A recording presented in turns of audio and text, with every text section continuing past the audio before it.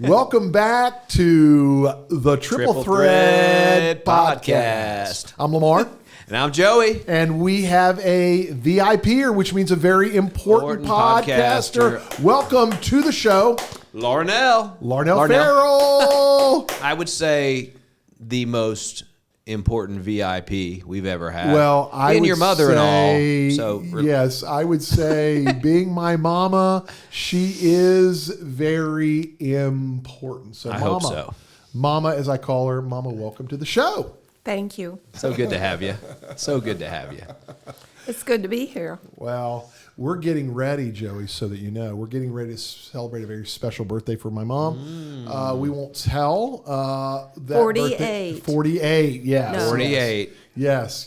That's what I was going to guess. Yeah, 48 years of age. And somewhere. Don't do the math. No, don't do the math. But whole family's going to be together. We're excited about that. Exciting. But I'm excited to have Mom on the show because you should be. I think, though, I may cringe when she tells stories, maybe if you ask her the right questions. I bet she will. I bet she'll cringe. I bet she'll smile. Mama, are you going to be nice to me? I'll try. Just got to be honest. That's all you have to do. Be honest. Hey, Mom, where were you born? That's a great first question. It is. I was born in Redlands, California. Wow. Redlands. Redlands. North, south, central. Where's that at? It's near Palm Springs, kind of. That helps me none. And, Mother and Daddy eloped. Okay. And Daddy had two bus tickets, and asked Mother if she would like to go use one of those and go to California, and she said yes. Wow. Mm-hmm. Wow. So And at that time, they were not born again. Mother might have been, but Daddy, no. Daddy, no. Daddy, no. And Daddy grew up in a preacher's home. Oh, wow. My grandfather, her dad, grew up in a pastor's home. No kidding. Yeah. But, Harry Newsom. What was your dad's vocation? He owned a service station out in California. Okay. And circumstances beyond all of our control, he ended up coming back after leaving West Virginia and going to California. Maybe I said he had a service station in West Virginia, but he did not. It was out in California. But he graduated from high school, and he really was a very good student, a real good student of English especially. Wow. Mm-hmm. Can't relate to that. I'm very thankful because we learned English in the home. It wasn't something that you had to learn in school. Wow. And I cringe when I hear a lot of the slang of the English language somewhat. Yeah. Don't listen to me talk too much. She grew up, Mom, you grew up in a thriving metropolis of Stanleyville, Stanleyville, Ohio. Okay. So, Mom, tell us where is Stanleyville, Ohio? It's a dot in the map, and it's a farming community outside Marietta, Ohio. Yeah, so Marietta is close. Marietta is heard of East Ohio. Okay. And so it's Athens, Ohio is probably about, 60 or 70 miles. I got It was you. the first settlement in the Northwest Territory. Yeah, Really? Marietta, Ohio. Yeah. Yeah. No kidding. Marietta College, yeah. Mound Cemetery, where they had the Indians Yep. buried. Yeah. Interesting. Yeah, so it's right Yeah. across the river from Parkersburg, West Virginia. So it's a river town. And but Mom grew up in Stanleyville, and I think that thing that I never want to forget is thinking about legacy is how Jesus kind of made an inroad into my family before I was even born. So, Mom, take us to that story, because I think it's a powerful story of God's incredible providence and gifts that he gives. I was born again before my dad, and then by providence, Mother and Daddy conceived my brother Rick, and when he was born, June 30th, there was a couple that came to visit Mother and Daddy. Their names were Elmer and Laverna Bourne. And I will forever be grateful for them. They did not have any children. And so they would take me and my sister to church. Oh. But when they came to visit Mother after she had had Rick, Mother was very upset because how dare they come to the house and see this newborn. And I now understand why, because Mother's sister, baby sister, died at 6 months, and I think they were really nervous about babies dying. Sure. And so Elmer and Laverna decided that they would take us to this little Stanleyville community church that ran about 30 on a good Sunday. 30. And then we were without a pastor. Oh. And Elmer and Laverna, having no children, decided that they would hire someone. They were in bad need. They were getting older. They were in bad need of someone to come live on their farm, help them. They had a huge farm, and they needed help. And through events, they found out about a young man at Dallas Theological Seminary. Now, to you, that might not mean anything, but Dallas Theological Seminary is the seminary that Chuck Swindoll was in. Tony Evans. Andy Stanley. Oh, wow. It just goes on. It's the on. Harvard, really, Okay. It is. of seminary life. Gotcha. And that God would send a seminary student to work with the Bournes. And he did. And they began praying that someone in the community would come to know Christ that would make a huge difference. And so I think it was the second summer that Bob Voorhees was the name of the pastor. He was, as I said, a student there. Yeah. And he told my mother one Sunday morning that he was going to come and visit my dad. And she said, "Come at your own risk." And so they, I'm sure, prayed a lot of prayers. But my dad was there on a Tuesday night. My sister was there. She's 5 years younger than me. And my brother is 11 years younger than me. And we all sat like little soldiers on the couch when Bob Voorhees came and presented the gospel. And my dad said that he had to have a feeling. And, you know, there's one thing that I've learned about God. God will reach down in any way he needs to give you salvation. Yeah. And he knew that Daddy needed that. Mm-hmm. Daddy believed he had not been saved because he believed that you could lose your salvation. That's what they teach in the Methodist Church. Yeah. And he said, "I am so bad that I couldn't keep my salvation." Oh. So at one point, Bob Voorhees explained to my dad, salvation is only, it's like a train. You can feel any way you want to, but the facts are you must be born again. And you must be born from above. And all of a sudden it clicked. My dad, I'd never seen him cry that I ever remember, but I will tell you that tears absolutely squirted forward. And his face was contorted in tears. And he jumped up and he said, "I feel it, I feel it." And he ran to the chair and fell on his face and begged God to save him. Wow. And God did. And he did a marvelous work. The next day we were at that night we were in church, and he said, last night Jesus came to the Newsom household, and we will never be the same again. And we weren't. My dad became a deacon. Mother, in her 70s, started leading the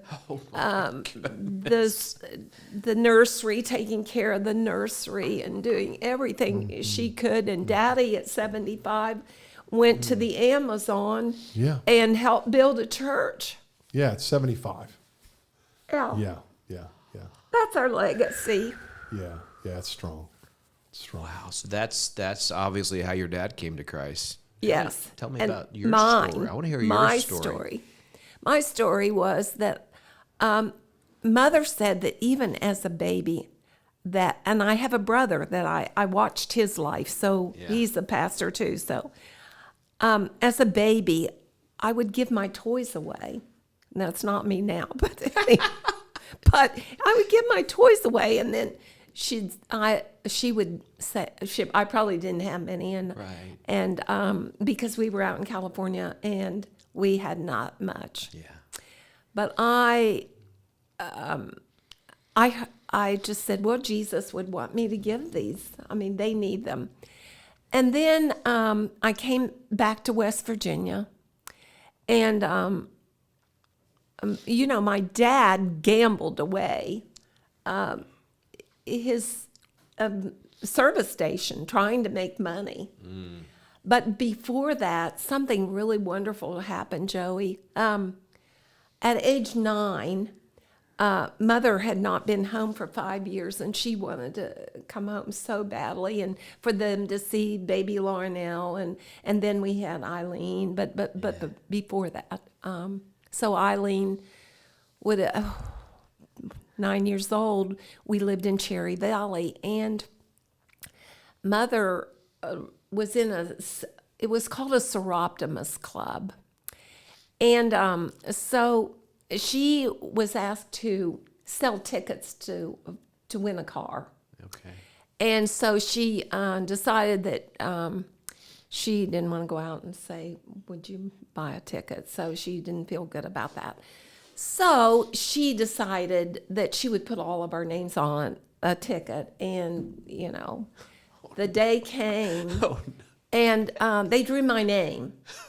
And at 9 years old, I won a Packard. A Packard. What that Oh, is? It's more than a Cadillac. Yeah. Oh. Oh, yeah. Back in that day. It was a Packard Primo. is, yeah. 49 Packard. Okay. Yeah. And so, as I have been told, I'm fiddling around, and my dad ran over and said, let me see your ticket. And my ticket was the winning ticket. So I have pictures of me in this car. And they kept the car because we needed the money to go back to West Virginia for a visit. Yeah. So fast forward, my grandmother and granddad on my mother's side were really godly people. Yeah. And my grandmother was something else too. I mean, she got electricity brought up to the Slate, West Virginia, where she lived. And she got the bus to come from Parkersburg High School to drive 14 miles out to, she said, I didn't raise these children to be not educated. Yeah. And so she went around the community and got people to donate, and she built, with their help, built a church called Merrill's Chapel. And it's there to this day. Yeah. And most of my family is buried there, including my husband. Yeah. Yeah, Merrill's Chapel up on the hill. It's a beautiful, picture a white little church with a bell in it and a block church painted, and it's right there, and there's a cemetery all around it, but Merrill's Chapel. And that's the name of what would be my great-grandparents, her grandmother and grandfather. Wow. Yeah, Merrill's. So, which was interesting because a Merrill would meet a Newsom. Yeah. But a Merrill would eventually marry a Farrell, which is funny as well. Let's hear about that. How did you meet your husband? Yeah. Well, back to my going. salvation. Yeah. Oh, yeah. We didn't get there. I'm sorry. We're getting there. Sorry. I'm My so excited. I want to hear it all. My salvation, God seemed to say to me the other day, your salvation really kind of works with Samuel. Because about 12 years old, and we were living out in Stanleyville at the time, I would go to bed and think, I'm going to hell. And I'd been taught about it from grandmother and this little church, and I thought, oh, I'm going to hell. I know I'm going to hell. I don't have any hope. I'm going to hell. And so 2 or 3 nights went by, and that's enough for me. 3 nights of thinking you're going to bed and you want to go to sleep and you're going to hell. And the Holy Spirit is working me over. I mean, really, tearing me up. Yeah. And so I went to my mother and I said, I don't want to go to hell. I really don't. And I've got to know.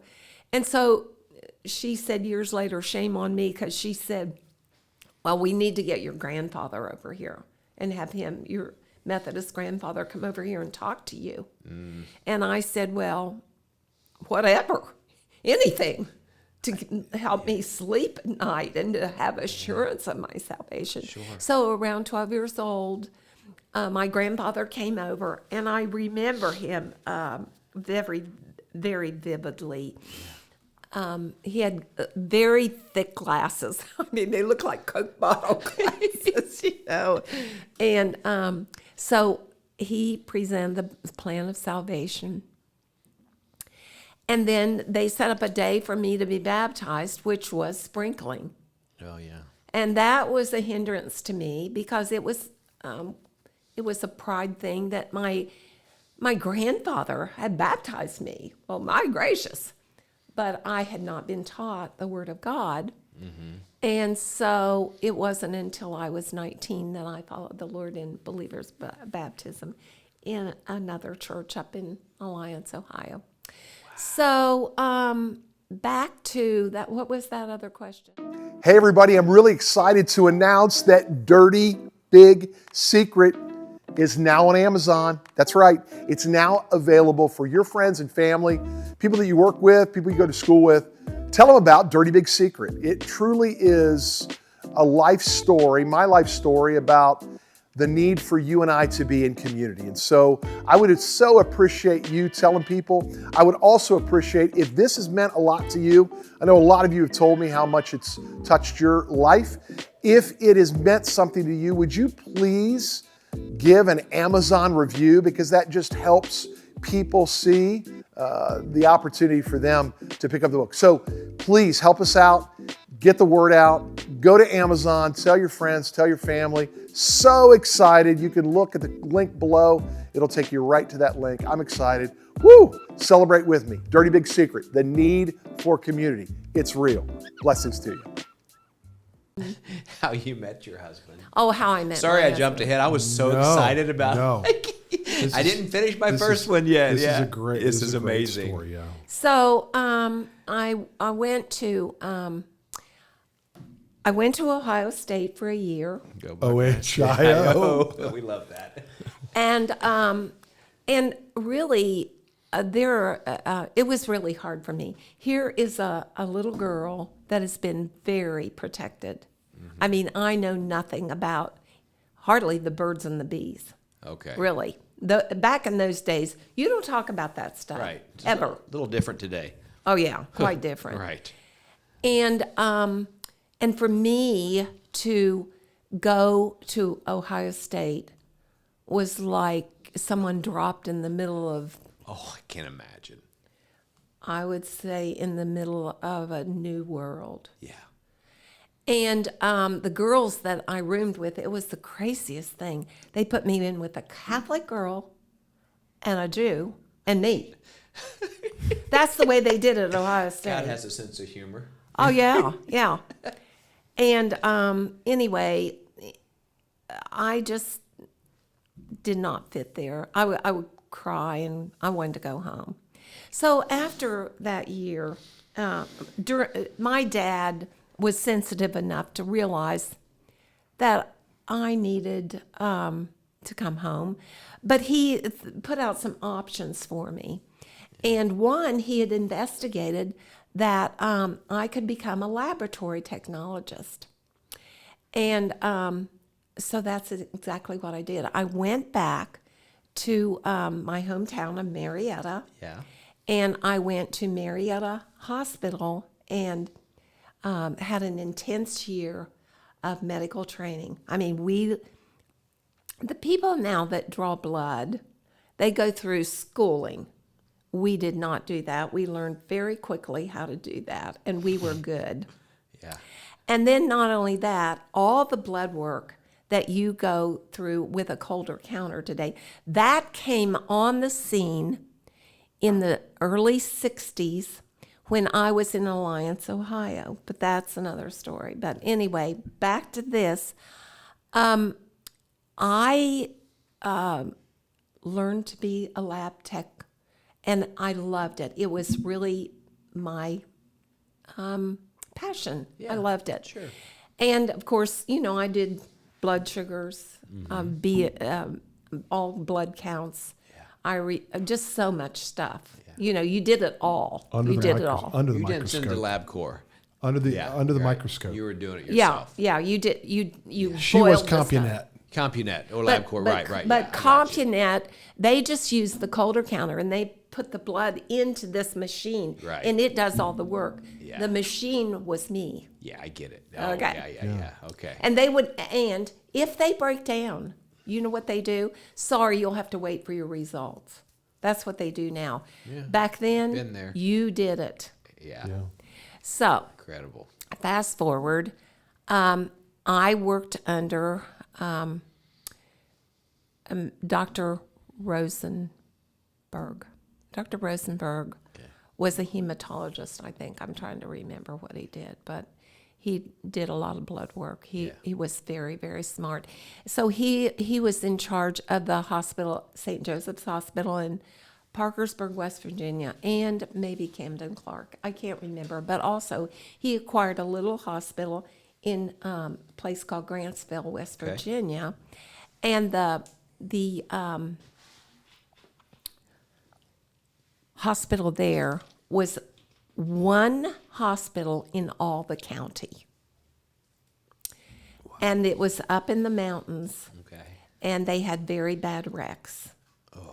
They had some real, and so Dr. Rosenberg said to me, Laura Nell, if you would go there, the other thing that you can do is that you could learn to do x-rays also. So he said, this is a great opportunity for you. So I said, okay, I'd love to go. But before that, on weekends, he would send 2 or 3 of us up to relieve a man named Richard Johnson. And Richard Johnson was a lab tech and an x-ray tech up there at this small hospital. Sure. And so I got to work with him. And my experience there was quite wonderful because it had a small operating room. And they had me in there a lot. And they would do amputations even. Take their legs off and have me come in and take them out. They're heavy. Gotta see. Yeah. Yeah. And so during that time, I had heard that there was an eligible young man named Bucky Farrell. Bucky. And Bucky. and I had a friend that said, you just got to meet him. And so it just never seemed to happen. But one day, I went out. I was living with a lady named Mrs. Marshall. I just had a room there, and then she would cook and stuff. Yeah. But I was on call 15 nights a month. And most of those nights, I would get called out as a young woman of 20 or 21, 22. And nobody in their right mind wants to spend that kind of life young. Right. So, anyway, fast forward, that is, I should have said after I went there for a few weekends, then I became hired at Calhoun General Hospital. So, then I met Bucky. and it was really interesting, because I think the kids really love this story, because he called me immediately and asked me out. He asked me out, would you go out? Well, I just had plans every night, if you could believe it. She was playing but hard to he get. Yeah. but he skipped Thursday. And I thought, what is he doing on Thursday night? Why did he ask me out for Thursday? Because I could have done it, you know. So I had a little Volkswagen at the time. Yeah. And I drove downtown, and there he was. Well, there's only one stoplight in all of Grantsville, so you know. They may have removed it too. They did, probably. So it was just quite interesting. And I did decide that I had to leave Grantsville after a year, because it was just too much. Be a lot. Night after night. They did not have a blood bank. That means if somebody got in a bad accident, my job was either to take the cards that were there and somebody is AB positive and try to call them and see if they might be home and come into the hospital and be drawn. I mean, it was just horrendous That's stuff. amazing. And they had a night where they brought in a little girl that they always said, and we don't know to this day, probably not, but they said a shotgun had gone off, and it just absolutely just blew her leg to smithereens. And here I am trying to deal with all that.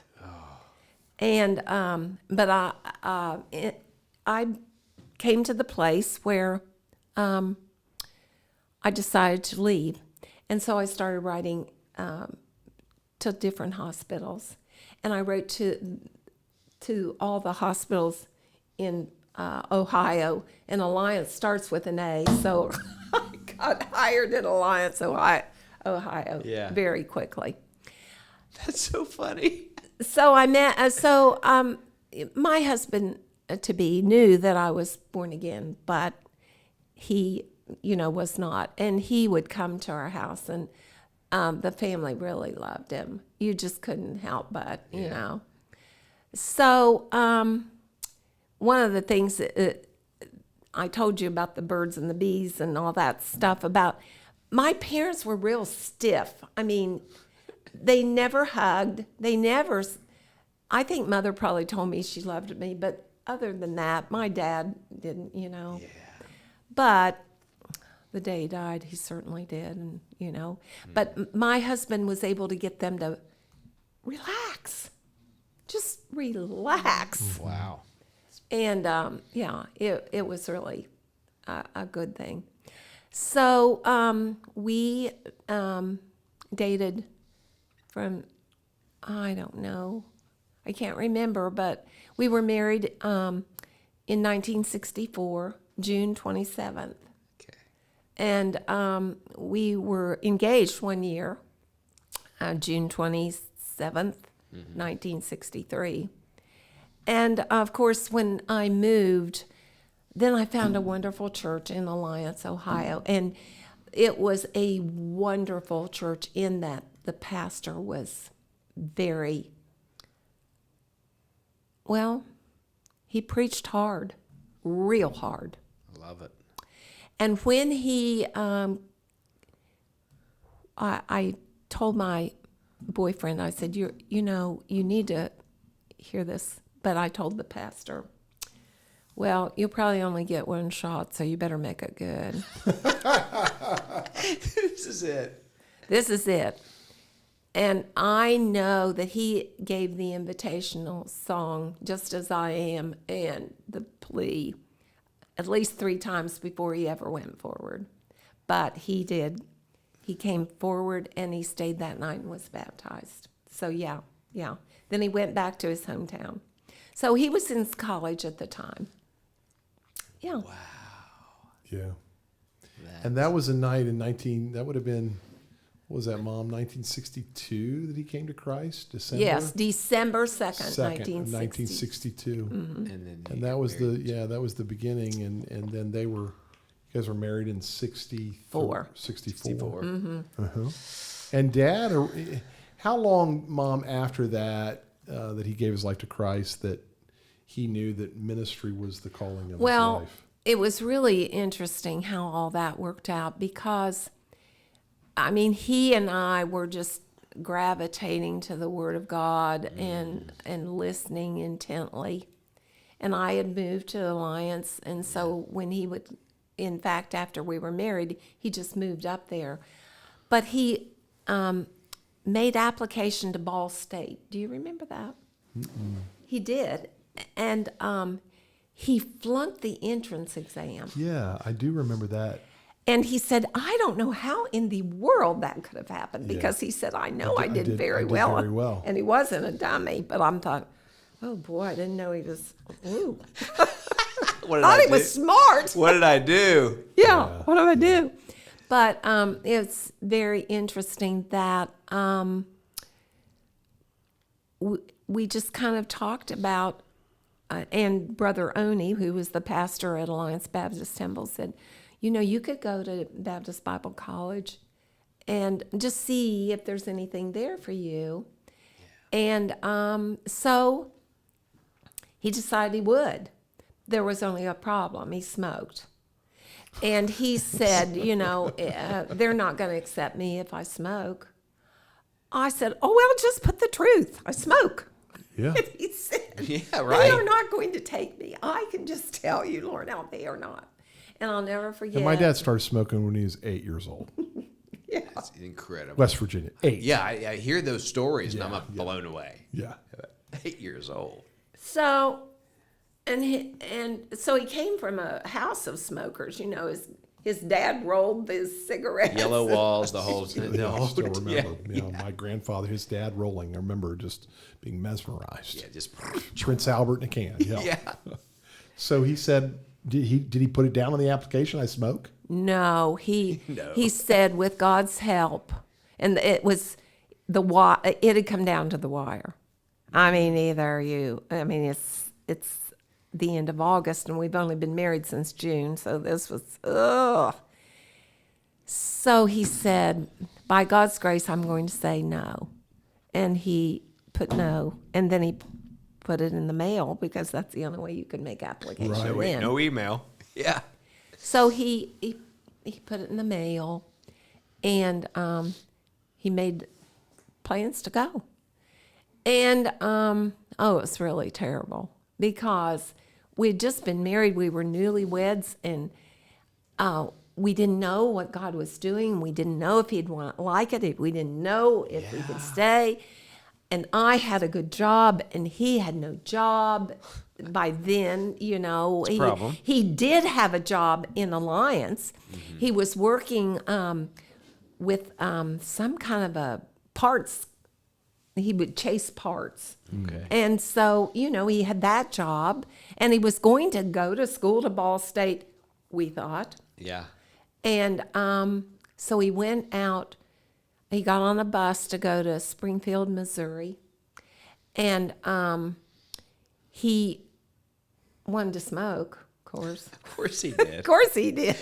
So there was a guy there that had, what are those little, some kind of little nuts. I can't remember the name. Pistachio? No, they were small. Sunflower seeds? There we go. So he's biting on those all the way Yep. and spitting that out. And he was thankful for that guy having sunflower seeds. Yeah. And he went all the way. Well, he arrives at the school, and he's all excited.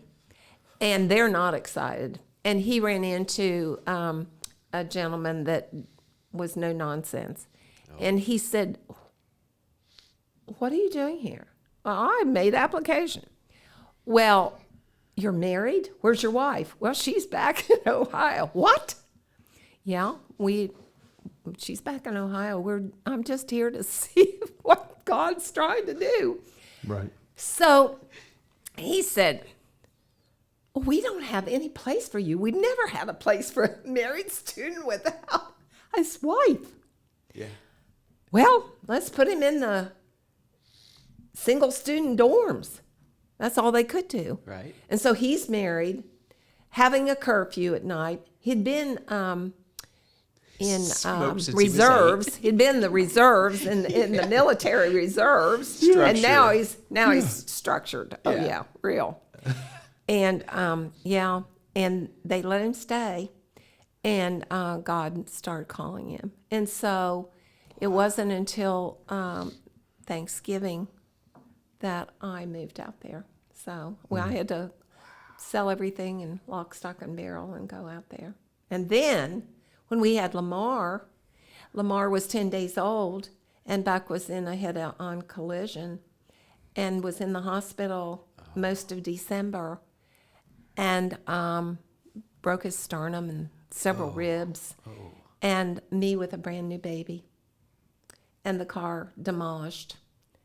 And my parents, God bless them, came from Marietta, flew out there. Mother, I don't think, had flown, but anyway, they flew out there and co-signed for a car for us. And here's another great story, how God provides. You're going to love this, Joey. A month before this accident, this laboratory technologist and me were talking. Yeah. And she said, if you would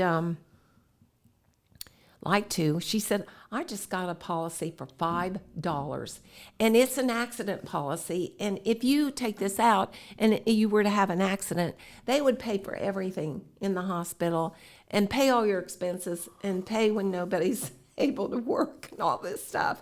And so I took that out 1 month before, and it paid everything.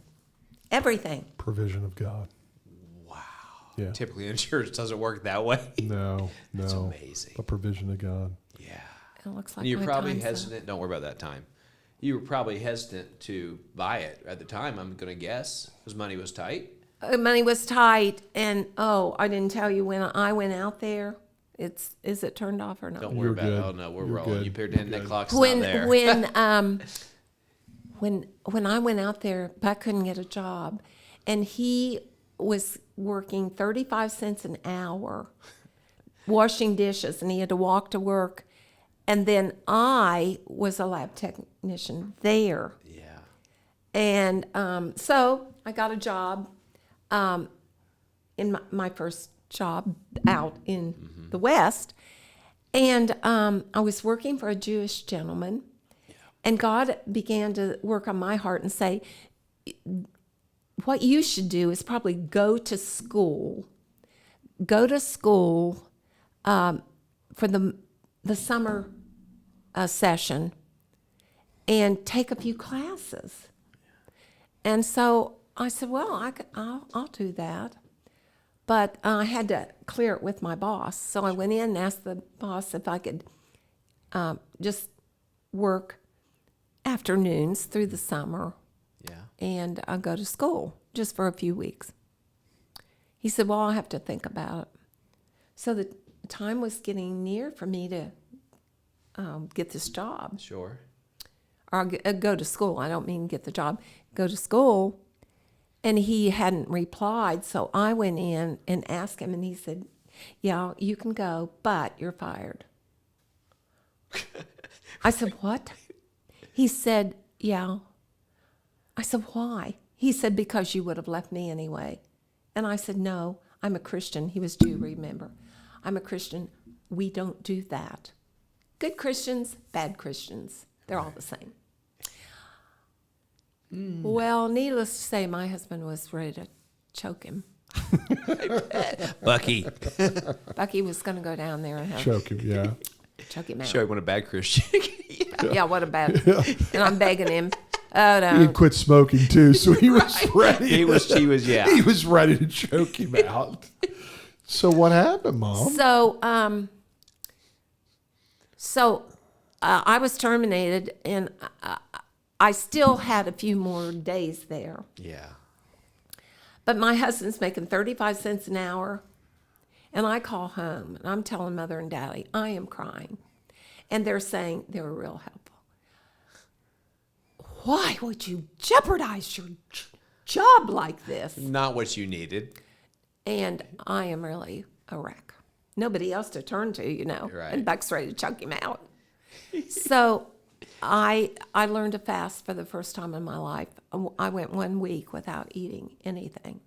And I would come home and Buck would be eating, and I wanted to choke him out. We're not going to have any food left. But during that week, within a week, I had a job making the same amount of money at a place called Ferrell Duncan Clinic, if you can believe that. Farrell Duncan. All right, folks, this was the end of part 1. We're going to have part 2 next week. Mama. Mama Laura Nell. Is it 2 words or 1? It's 2 words. Okay, Laura this is Nell. Laura Nell. That's what I thought. But we put it It's together as Laura Nell. Nell. All right. Laura Nell. So we'll see you next week for part 2. You don't want to miss it.